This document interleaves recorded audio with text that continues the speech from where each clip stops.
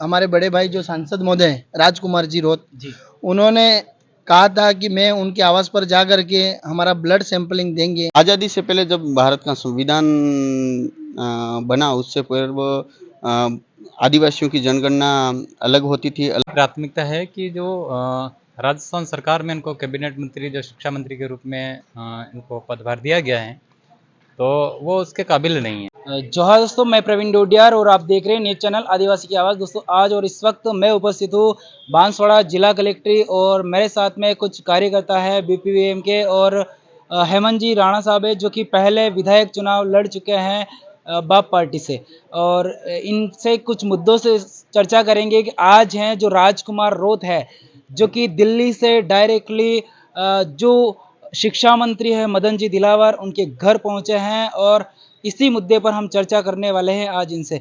जोहार, स्वागत दादा हमारे चैनल में आपका। आपके चैनल को बहुत बहुत जोहार। आज राजकुमार रोत हैं जो कि दिल्ली से डायरेक्टली मदन दिलावर के घर पहुंचे हैं, और ये मुद्दा आगे ही क्यों बढ़ता जा रहा है? क्या चाहते क्या हो आप लोग?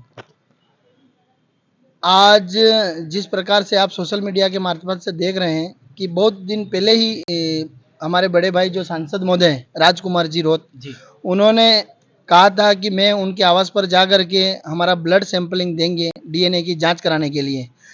जो राजस्थान सरकार के जो कैबिनेट के जो शिक्षा मंत्री हैं, हमारे हिसाब से वो दिमाग से थोड़े मानसिक संतुलन खो बैठे हैं, जिसके कारण से शिक्षा में उनको आने वाली गुणवत्ता के बारे में उनको बातचीत करनी चाहिए, ना ही किसी समुदाय को लेकर के, आदिवासी समुदाय को लेकर के उन्होंने उनके डीएनए को लेकर के जिस प्रकार से हमको जो ललकारा है, उसका जवाब देने के लिए आज राजकुमार जी खुद अपना ब्लड का सैंपलिंग लेकर के वो उनके आवास पर गए हैं, और साथ में उनको पुलिस प्रशासन ने रोका है, और पुलिस प्रशासन ने जो ब्लड सैंपलिंग था वो उन्होंने ले करके चेक करवाने के लिए उन्होंने कहा है। अच्छा, तो ये मुद्दा मतलब माफ़ी मांग लेते मदन दिलावर तो वहाँ तक रुक जाएगा? हमारा ये मानना है कि मदन दिलावर एक तो माफ़ी मांगे, जो राजस्थान सरकार के शिक्षा मंत्री हैं, और राजस्थान की जो भाजपा के प्रदेश अध्यक्ष हैं, उनसे हम कहना चाहते हैं कि आपके इस दिवालियापन के जो शिक्षा मंत्री हैं उनका तुरंत प्रभाव से पार्टी से निष्कासित करें और शिक्षा मंत्री से इस्तीफा दें। ऐसी हम यहाँ से हमारे आदिवासी समुदाय की सबकी आवाज़ है कि तुरंत प्रभाव से शिक्षा मंत्री माफ़ी मांगे और शिक्षा मंत्री अपने पद से इस्तीफा दे। अच्छा, ये बता रहे हैं कि माफ़ी मांगने के बाद में शिक्षा मंत्री हैं वो इस्तीफा दे, तब जाके ये मुहिम है वो कहीं ठंडी पड़ सकती है। जोहार दादा। जवाहर। क्या नाम है? डीसीसी प्रभारी सामाजिक कार्यकर्ता। जी। तो स्टेटमेंट दिए थे, उनके मुंह से निकले थे, और अब की बार फिर से उन्होंने बताया कि आदिवासी है वो हिंदू। क्या आदिवासी हिंदू है? देखो, हिंदू विवाह अधिनियम 1955 देखा जाए, जी। हिंदू उत्तराधिकारी अधिनियम 1956 आदिवासियों के ऊपर लागू नहीं होता है। और भारत का जो संविधान है, भारत के संविधान का अनुच्छेद 342 जो है, उसमें हमारे अलग प्रावधान किए गए हैं। आज़ादी से पहले जब भारत का संविधान बना उससे पूर्व आदिवासियों की जनगणना अलग होती थी, अलग धर्म कॉलम था उसका।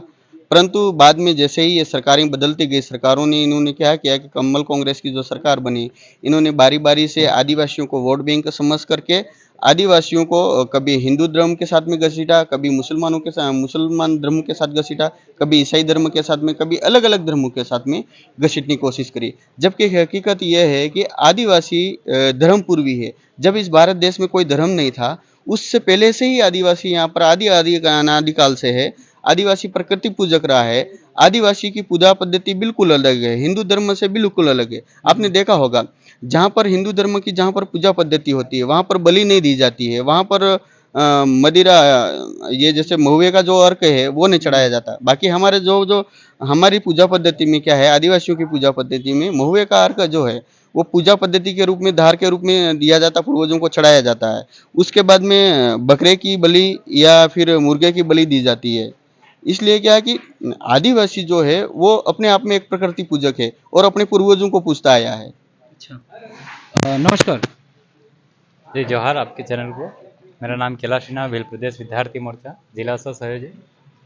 धन्यवाद। अभी जो मुद्दा चल रहा है मदन दिलावर का, क्या ये इस्तीफा दिलवाना चाहते हैं आप लोग, या फिर माफी मांगने पर मुद्दा बंद हो जाएगा ये? हमारी पहली प्राथमिकता है कि जो राजस्थान सरकार में इनको कैबिनेट मंत्री, जो शिक्षा मंत्री के रूप में इनको पदभार दिया गया है, तो वो उसके काबिल नहीं है, पहली बात तो। और जो सरकार है उनको तुरंत प्रभाव से इस पद को उस पद से हटा दिया जाना चाहिए।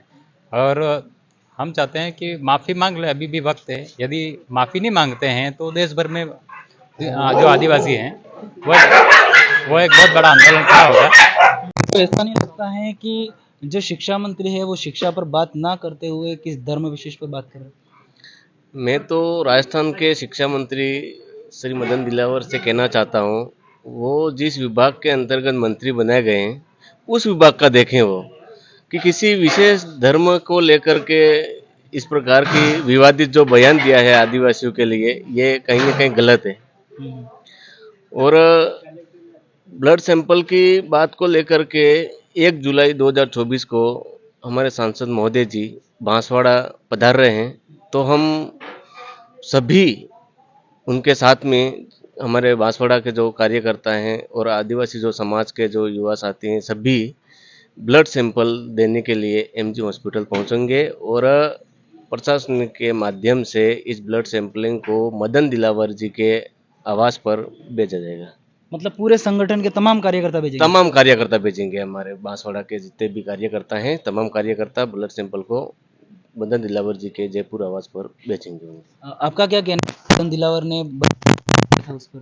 हमारा मदन दिलावर से यही कहना चाह रहे हैं कि मदन दिलावर है जो उनको हमारे भारत सरकार के अंदर जो मंत्री का पद दिया गया है, तो उनको शिक्षा से ही बात करनी चाहिए, ना कि कोई जातिवाद से, कोई धर्म से, उनसे कोई मतलब नहीं रखना चाहिए। शिक्षा के क्षेत्र में उन्हें ये पद दिया गया है तो शिक्षा की ही बात करनी चाहिए। सभी के तमाम कार्यकर्ता जो बता रहे हैं कि 1 जुलाई 2024 को राजकुमार रोत हैं जो कि बांसवाड़ा पधार रहे हैं, और ये एमजी हॉस्पिटल के बाहर या एमजी हॉस्पिटल के अंदर ये तमाम कार्यकर्ता सभी ब्लड सैंपलिंग भेजेंगे। जो मदन दिलावर ने बयान दिया था, बड़ा बयान दिया कि पूरे देश में फैल चुका है कि आदिवासी लोग हैं जो हर जगह से ज्ञापन के माध्यम से और उनके मदन दिलावर जी के पुतले जलाकर विरोध कर रहे हैं, क्योंकि बता रहे हैं कि हम लोग हिंदू नहीं है, तो जबरन हिंदू क्यों बनाया जा रहा है। इस पर आपकी क्या राय है? कमेंट करके जरूर बताना। कैमरे के पीछे है नीलेश, देखते रहिए आदिवासी की आवाज न्यूज़ चैनल। जोहार।